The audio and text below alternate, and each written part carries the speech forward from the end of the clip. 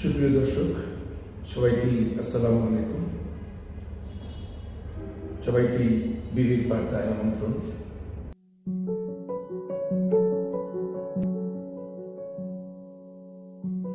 আমরা আজকে একটা বিষয় নিয়ে কথা বলতে চাই।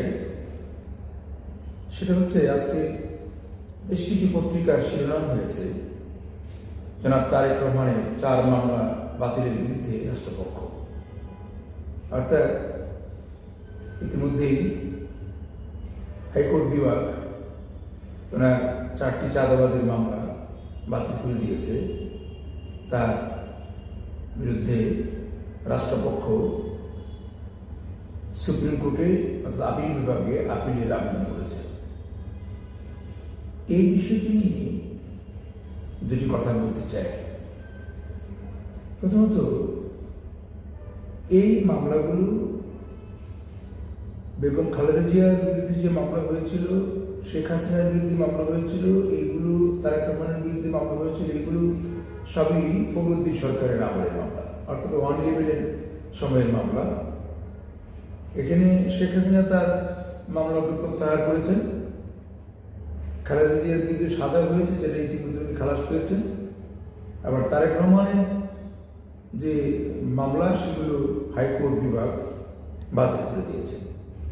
এখন এই আপিলের বিরুদ্ধে, এই রায়ের বিরুদ্ধে রাষ্ট্রপক্ষ আপিল করলেন কেন? এই বিষয়টাকে আমরা কিভাবে দেখি? স্বৈরাচারী সরকারের আমলে মামলা হয়ে থাকার পরে সেই মামলাটা তবে কি রাষ্ট্রপক্ষ ন্যায় বিচার পাননি?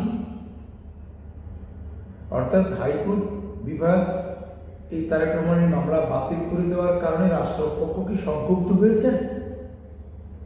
তা না হলে তারা আপিলে গেলেন কেন?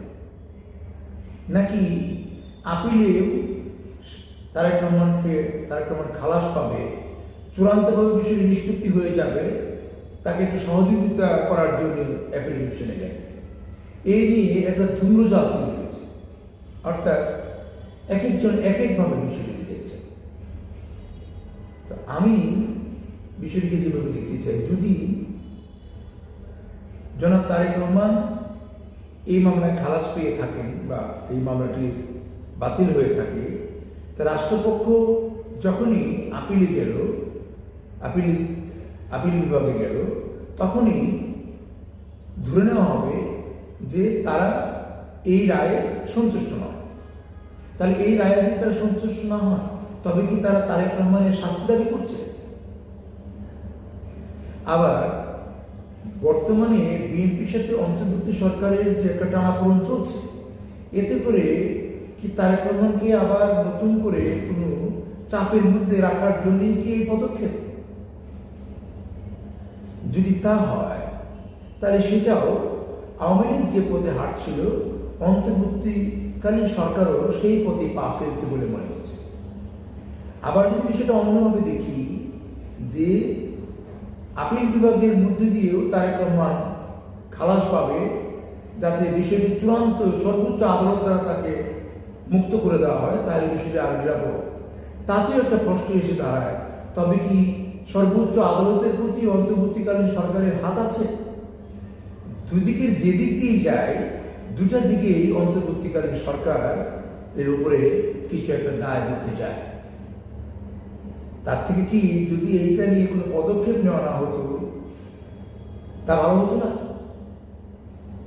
কেননা এই আপিলের মধ্য দিয়ে তারেক রহমানের সাজা মামলা বাতিলে বর্তমান সরকার এই রায়ে সন্তুষ্ট নয়, এটাই প্রমাণিত হয়েছে। যাই হোক, সুধী দর্শক, আমরা ভালো কিছু আশা করতে চাই।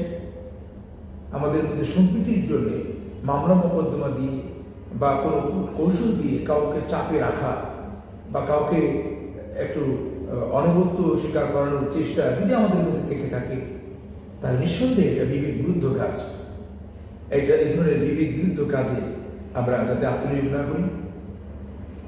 আমরা বৃহত্তর ঐক্যের স্বার্থে সবাই সবাইকে ক্ষমা সুন্দর দৃষ্টিতে দেখি এবং সবাই সবাইকে উদারভাবে ভালোবাসার চেষ্টা করি।